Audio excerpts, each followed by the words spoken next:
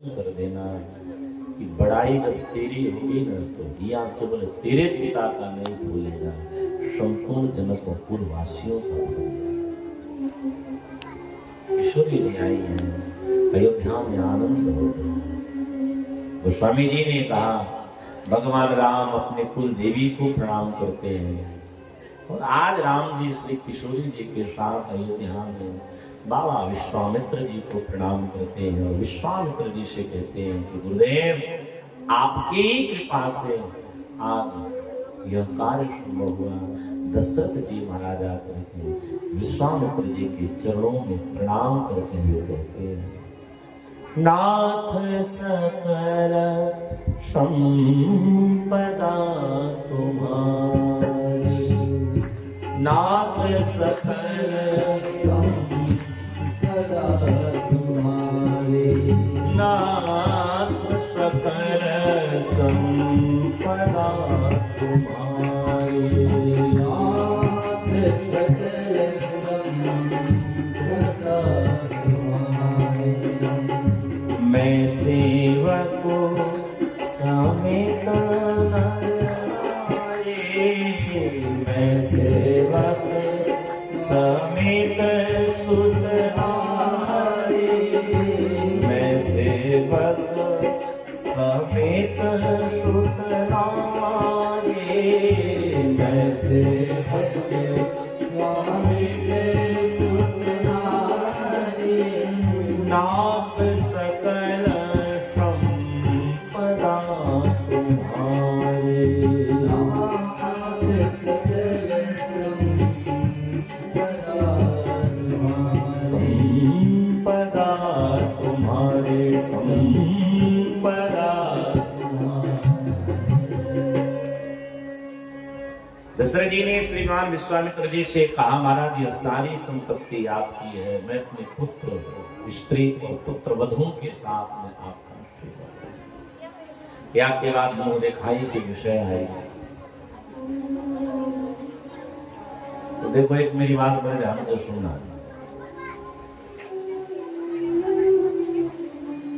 अयोध्या वासियों ने जो किशोरी जी को मुंह दिखाई दी है ना, आज तक किसी ने नहीं दिया। सबसे पहले अपनी मैया कौशल्या जी ने देखा है, किशोरी जी ने इसे आंचल फैला दिया। बोले मैया मुंह दिखाई में क्या दे रही है? कौशल्या जी ने कहा बेटा तुमको क्या चाहिए? मैया ने कहा विचार करो, तो कौशल्या जी ने राम जी को ही दे दिया। बोले बेटी मैं तुझे तेरे मुंह दिखाई में अपने पुत्र को ही दे रही हूं।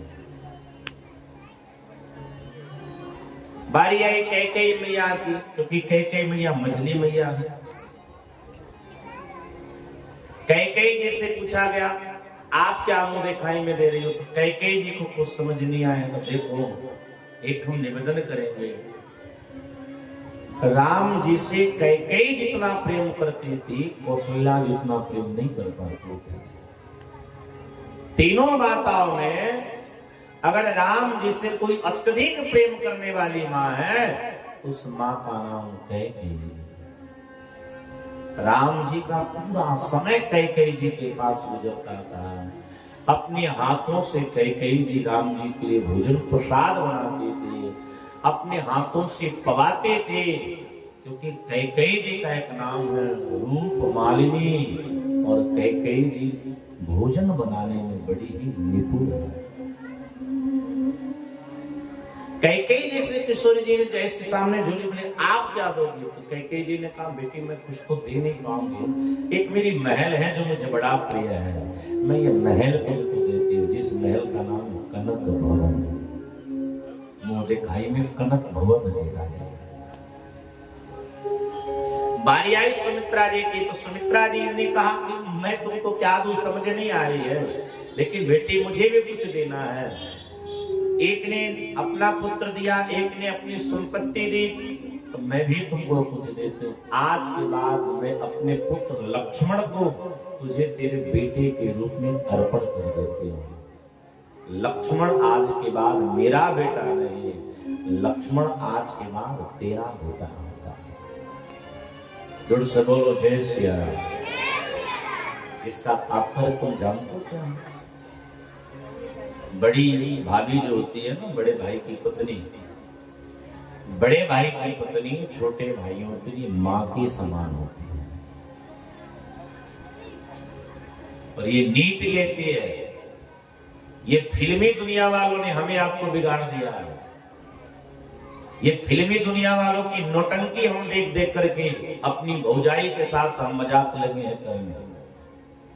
आजकल होली आती है तो छोटका भाई बड़की भौजाई के पूरे बदन में रंग डालता है, लेकिन रंग डालने का नियम है कि उस देवी के ललाट पे अबीर लगाओ, चरण के अंगूठे में अबीर लगा करके प्रणाम करो। पूरे बदन में अगर लगाते हो तो तुमको पाप लग जाए। ये ध्यान में रखो। बड़ी जो भाभी होती है ना, वो माँ के समान है, इसलिए उसको भाभी माँ कहा जाता है। दशरथ जी की बारी है। दशरथ जी ने कहा तुमको क्या चाहिए?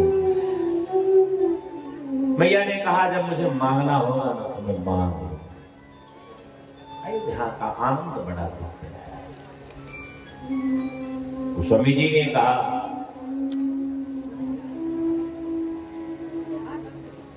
अयोध्या कांड में देखो, सबसे पहले अगर किसी की वंदना की गई है तो अयोध्या कांड में सबसे पहले गुरु जी की वंदना की गई है।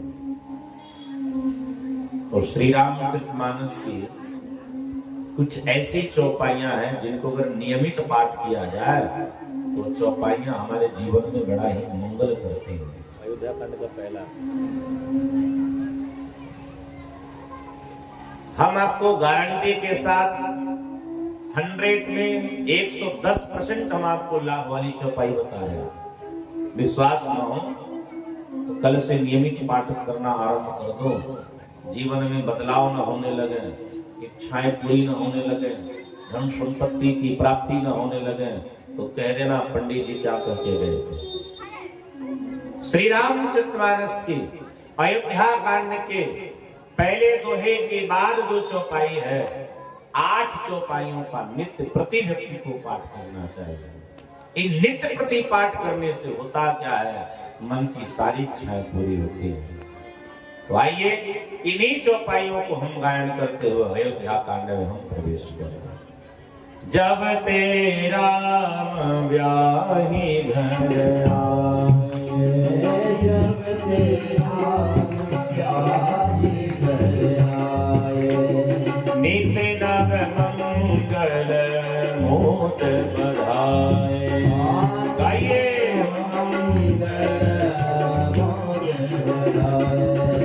भुवन चारि दस भूधर भारे, भुवन चारि दस भूधर भारे, सुकृति में घबर सही सुख बारे, सुकृति में घबर सही सुख बारे, रिधि सिद्धि संपत्ति नदी सुहाई, सिद्धि संपत्ति नदी सुहाई, उमगी अवध अम्बुधि कहूँ आए, उमगी अवध अम्बुधि कहूँ आए, मणिगण पुर नर नारी सुजाते, मणिगण पुर नर नारी सुजाते, सुचि अमूल सुंदर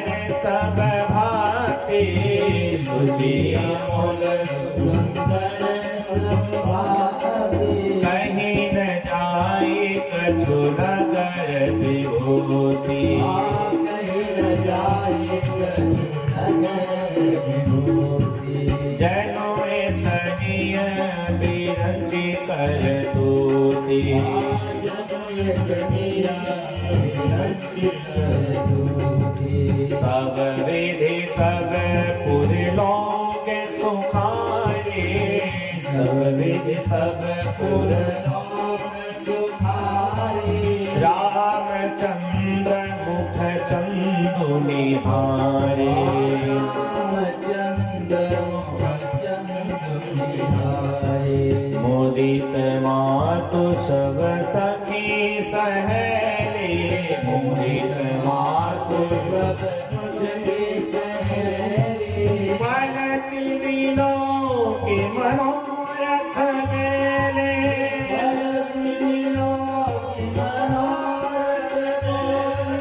राम रूप गुणशील स्वभाव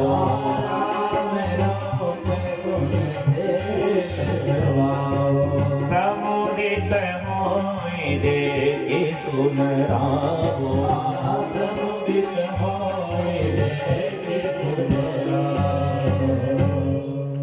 ये अयोध्या कांड के आरंभ की ही ये चौपाइयां हैं।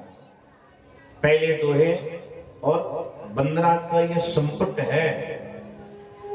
आप मेरी बात पे एकदम विश्वास करके रखना, इन 8 चौपाइयों को जो कोई व्यक्ति नियमित पाठ करता है उसके जीवन में धन संपत्ता का कभी अभाव होता ही नहीं। श्री गोस्वामी तुलसीदास जी महाराज कहते हैं कि एक बार महाराज दशरथ जी अपने राज्य सिंहासन पर बैठे थे, पूरा समाज लगा पड़ा। दशरथ जी महाराज को न जाने क्या सोचे, दर्पण को देखे हैं, क्या देखा है कि कान के समीप एक बाल और सफेद होने लगा। दशरथ जी को समझ आ गया कि बुढ़ापा नजदीक आ गया, मृत्यु के कुछ लक्षण होते हैं। श्रीमद् भागवत के लक्षण है, अगर ये लक्षण जीव को दिखलाई पड़ने लगे मौत नजदीक आ रही है, इसलिए व्यक्ति को मौत की तैयारी करनी चाहिए।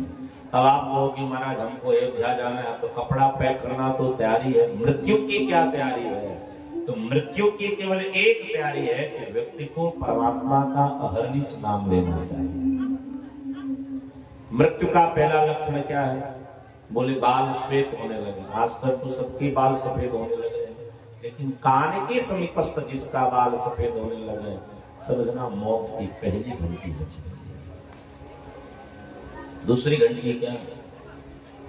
आंखों की ज्योति कम होने लगे तो समझना मौत की दूसरी घंटी बज गई। अब भजन आ रहा है, लेकिन हम लोग होशियार होते, लेंस लगवाए। बाल सफेद होता है तो होशियार होते हैं, उसमें डाई कर लेते हैं। मौत की तीसरी घंटी बजती है क्या? हमारी दांत टूटने लगती है, दांत कमजोर होने लगा तो समझना घंटी अब टन टन बज रही है। लेकिन दुनिया वाले होशियार है, आजकल नकली भी दांत लगवा लेते हैं। एक बार हम एक जगह कथा करने गए थे, तो कथा रात्रि में होती थी तो थोड़ा हम देर से सोते थे, देर तक वहां सोते थे। तो 6-7 बजे थे तो हमारे कमरे के बगल में एक शोरगुल सुनाई दे रहा था। हमारा दांत कोई देखा है? एक बूढ़े बाबा दांत खोज रहे थे। हम पहली बार ये घटना देखे, हम हड़बड़ाते हैं, बोले हमने दांत दोनों मिठाई है। हाँ, शहरों की बात है। तो हमको बाद में पता चला कि बाबा का तो नकली दांत, रतिया में सोते हैं तो निकाल के टेबल पे रख देते हैं, लड़का उनको दतरो लेके खेलने लगते हैं। आजकल तो नकली दांत लगाए। जैसे 2 मित्र एक दुकान पे खड़े थे, हलवाई की दुकान पे। एक मित्र ने कहा एक हम बात कहें, तो दूसरा मित्र बोला कहा। उसने कहा अगर अपने दांत से अपनी गाल काट ले तो कितनी मिठाई खिलाओ? आप पगला गए हो?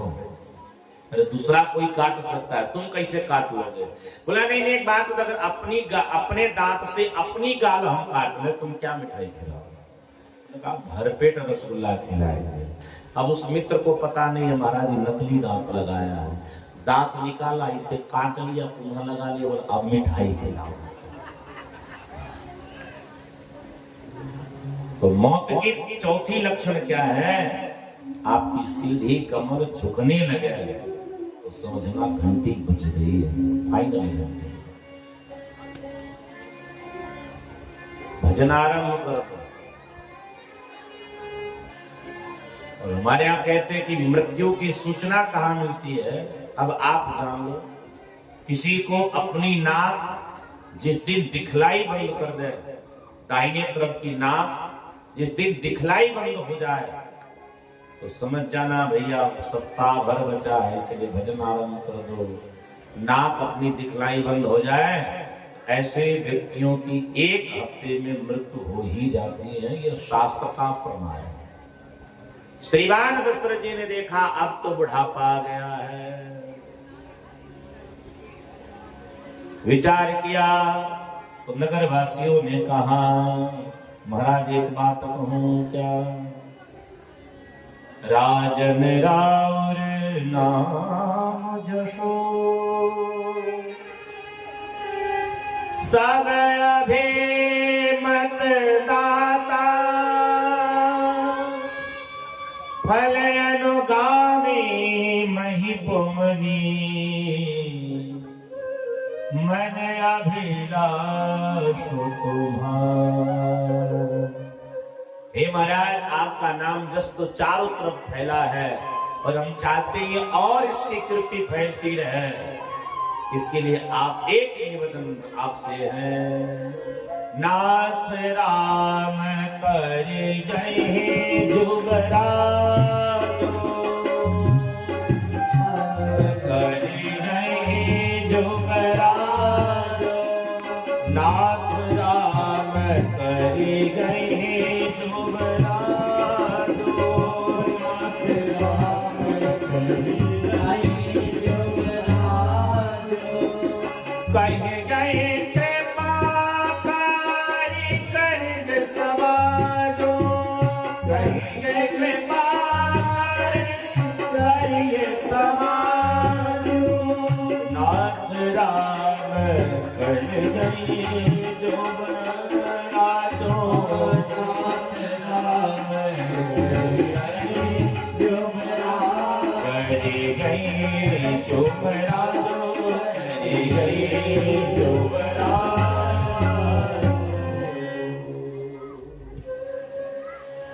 हे प्रभु मेरी हम सबकी इच्छा है कि आप अपने रहते राम जी को युवराज पद पर घोषित करें। दशरथ जी को भी यह वार्ता बड़ी आनंदित लगी है, तो दशरथ जी महाराज कहां पधारे, बोले गुरु जी के पास पधारे।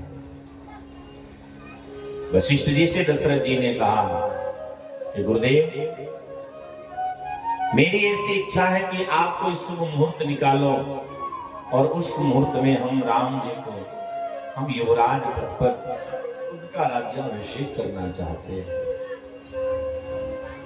श्री गोस्वामी जी महाराज कहते हैं सुनो एक हम बात कहें।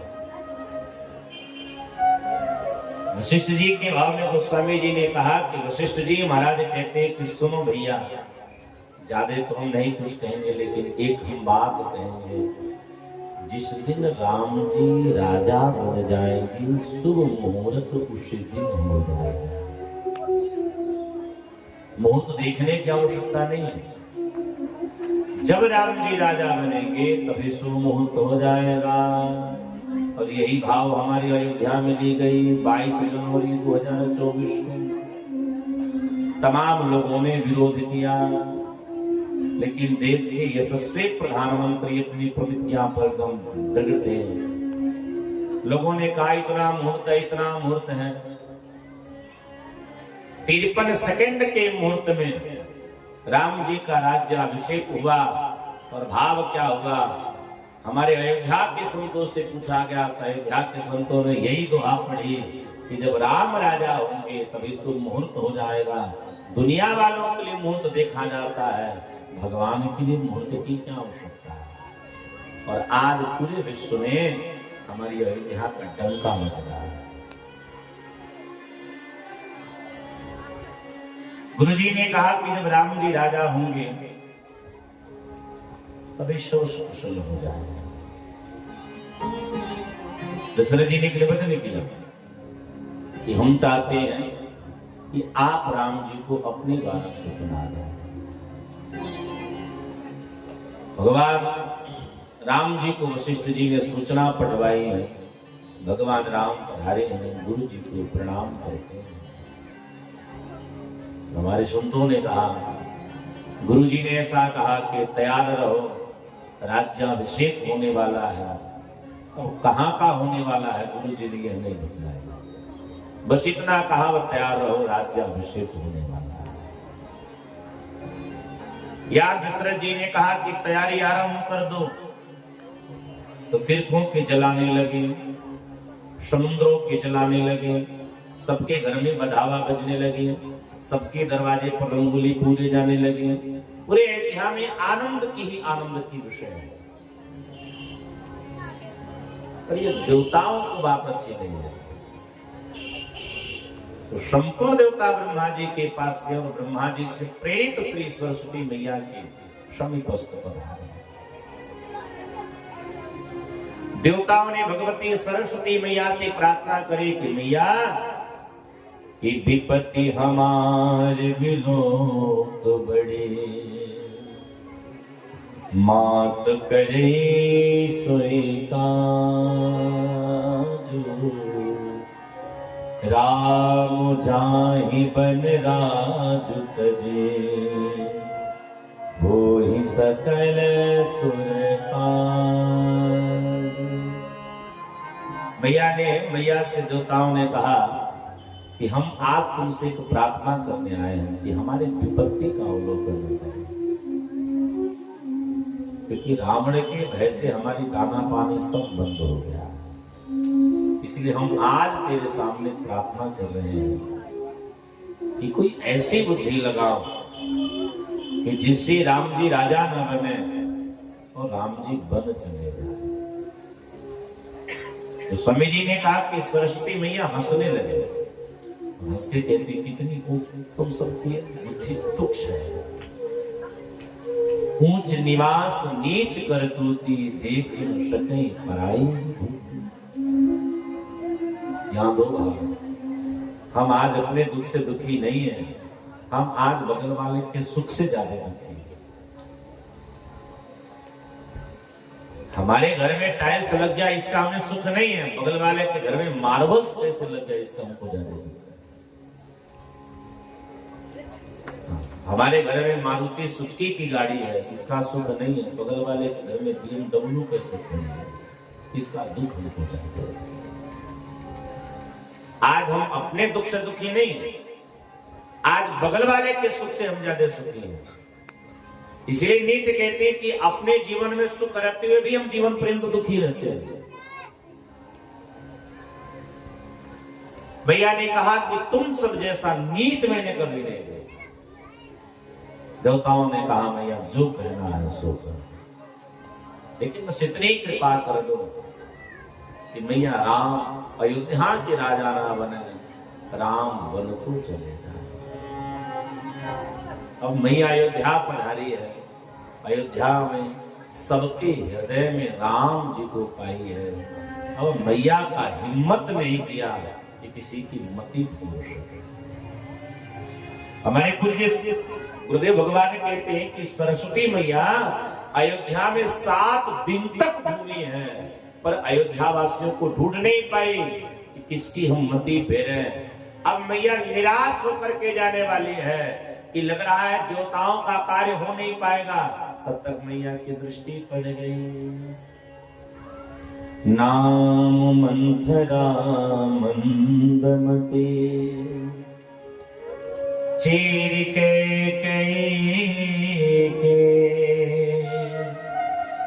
अजस पिटारे ताहि करे, गई गिरा मति थे। मैया को तभी एक दृष्टि हुआ कि एक ऐसी देवी है। अभी देखो जैसे जो भक्तजन होंगे वो मैया के दर्शन करेंगे तो कितने आह्लादित होंगे। हम तो सही बता रहे हैं, हम जब आज आए तो हमारा नित्य का नियम है हम मैया को दर्शन हुए तो जावे। आज जब हम स्वरूप को देखे तो हमसे रहा न गया, हम अंदर चले गए।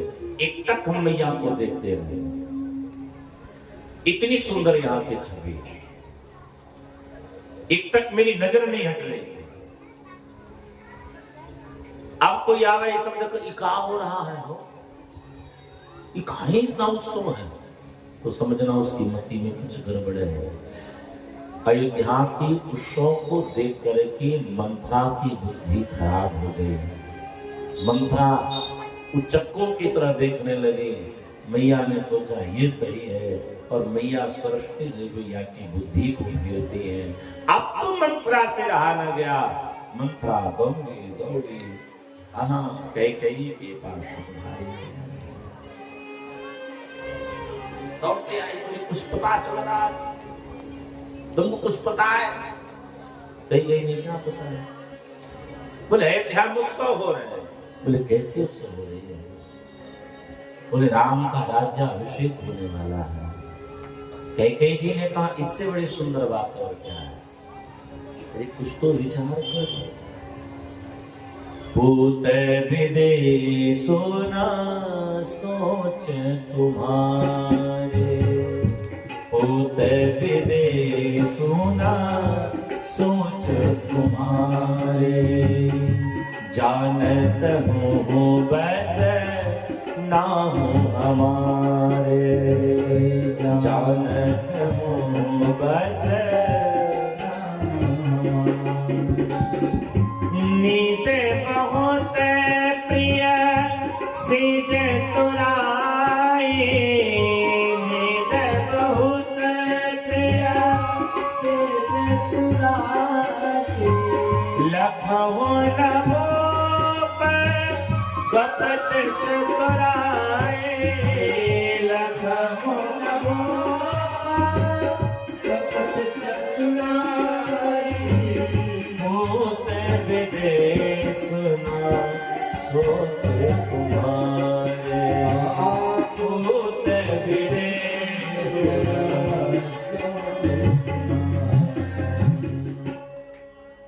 मंथरा ने कहा कि देवी तुमको समझ नहीं आ रही कि महाराज तेरे साथ कितना विश्वासघात कर रहे हैं। अरे तुमको समझ कैसे आएगा? तुमको तो सोना ही बड़ा प्रिय लगता है। भैया ने कहा मतलब तेरे बेटे को तो विदेश अर्थात ननिहाल भेज दिया, उनके अनुपस्थिति में राम जी का यहाँ गुपचुप तरीके से राज्याभिषेक हो रहा है। कैकेयी नाराज हो गई। काने खोरे उभरे कुटिल कुचाली जा। अरे तुम उटपटांग क्यों बातें करो? लोग सही कहते कि कुहरों से बच के रहना, कानों से बच के रहना, ये सब सबका घर फोड़ते, बच के रहना चाहिए।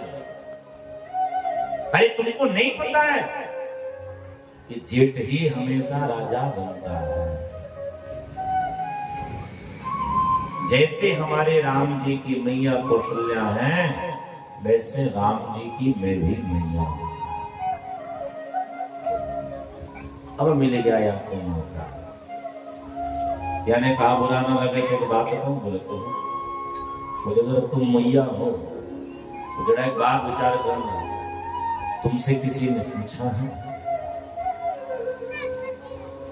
स्त्रियों को तो थोड़ी सी बस कमी निकालने की जरूरत है, सारा अंबार फूटने लगता। मंत्रा ने कहा अगर तुम राम जी को अपनी पुत्र के समान मानती हो तो क्या कभी कौशल्या ने तुमसे पूछा? कभी दशरथ जी ने तुमसे पूछा? अरे पगली 15 दिन से उत्सव मनाए जा रहे, तुमको पता चला? एक बात करें, बुरा मन लगे। कत्रो बिन तही दिन दुखो, तुम ही कौशला दे,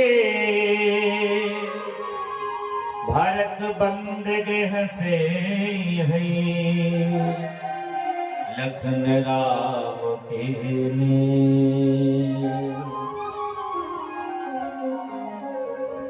मंत्रा ने कहा मेरी बात ध्यान से सुनना। जैसे कद्रों को कष्ट वनिता ने दिया, या यूं कहो जैसे कद्रों ने वनिता को दुख दिया, वैसे कौशल्या तुमको दुख दिया। कौशल्या तुमको सेविका बनाएगी, कौशल्या के तुम्हें दासी बनना पड़ेगा, कौशल्या जो कहेगी तुमको करना पड़ेगा। अरे इतनी नहीं, तेरे बेटे भरत को राम बंदी गृह में डाल देंगे। भरत के जगह पर लखन लक्ष्मण जी की बोलचाल बढ़ेगी, इसलिए अरे अब भी संभल जा तो तेरी हिताई है। मंथरा की बात कह गई, अब धीरे धीरे भागो। मंथरा ने देखा कि कैकेयी अब मंथरा की बात को बड़ी तरीके से सुन रही है, बड़ा एकदम सीरियस ले रही है। मंथरा समझ गई कि हमारी बात का असर हो रहा है। मंथरा हाथ पकड़ के बोली, सुनो, मेरी बात अगर तुमको अच्छी न लगे तो मुझे मार डालो, मेरा सर फाड़ डालो, हमारी दुनिया उजाड़ देना, लेकिन मैं इसमें तेरी हितैषी नहीं हूँ, मैं तेरा दुख देखना नहीं चाहती हूँ। इसलिए हम एक बात कहेंगे, हमने सुना है कि दशरथ तेरे पास 2 वरदान पड़ा है जो तुम्हें दशरथ जी से मांगना है।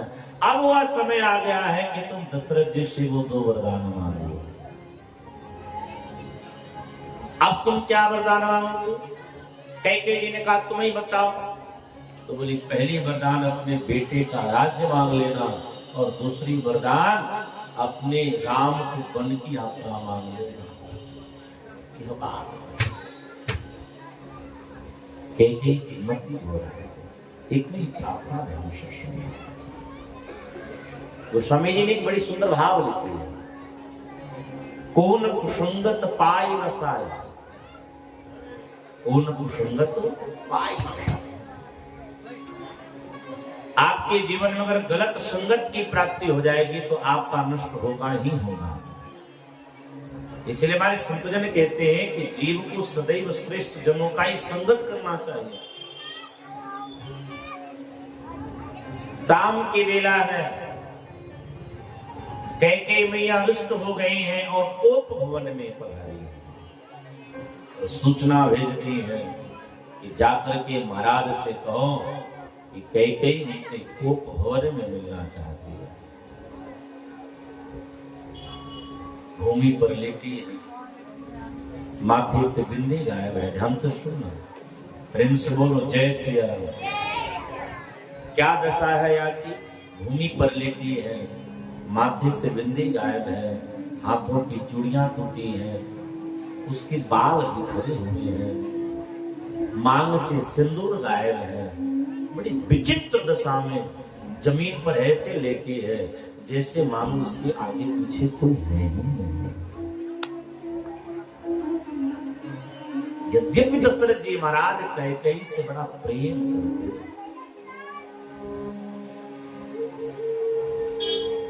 दशरथ जी महाराज जब कोप भवन, पहली बार तो दशरथ जी जब कोप भवन की विषय सुने तो दशरथ जी चकित हो गए, ये क्या घटना घटने वाली है। तो दशरथ जी महाराज जब कोप भवन में पधारे तो दशरथ जी ने एक ही बात कहा, प्राण प्रिया हे निशाद, हे प्राणों के समान प्रिय, क्या बात है। बार बार कहराओ सुमुखी सुलोचन पिक बचने, कारण मोह सुना गजगामिनी निज को पकड़ा। यहाँ पिक बदनी का मतलब कोयल की तरह बोलने वाले कहा है। यहाँ बड़ाई कर रहे हैं, बोले तुम तो कोयल के समान बोलती हो, आज तेरी वाणी में इतनी करवाहट कैसे आ गई? तुम तो सब भार लेकर के चलने वाली हो, आज इस प्रकार क्यों दिख रही हो? तुम तो हमेशा सजने समझने में विश्वास रखते थे, आज बिना सार सच्चा क्यों सामने क्यों पड़ी हो? क्या स्वामी जी महाराज कहते थे।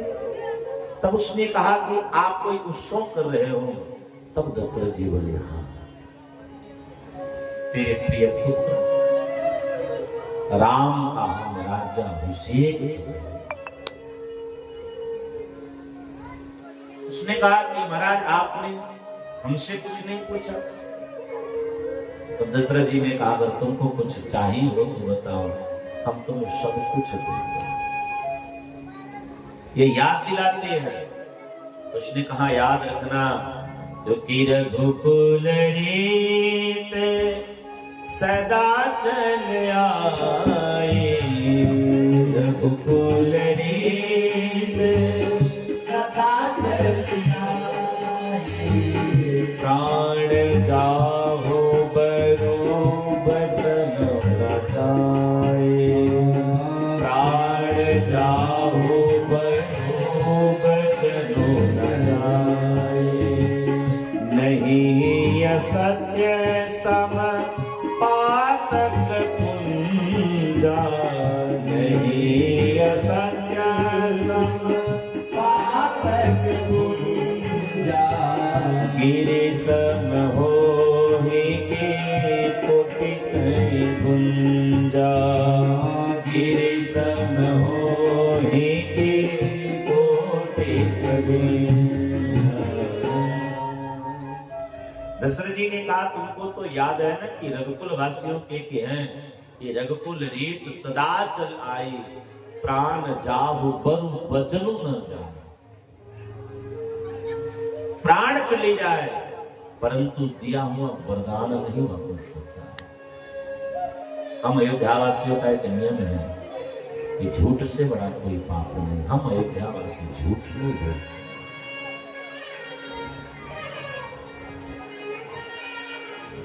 कहीं तो प्रसन्न हो जा, तुझे जो वरदान चाहिए आज तो मांग। ये दशरथ तुझे सब कुछ दे रहा है। आज दशरथ बड़ा प्रसन्न है क्योंकि उस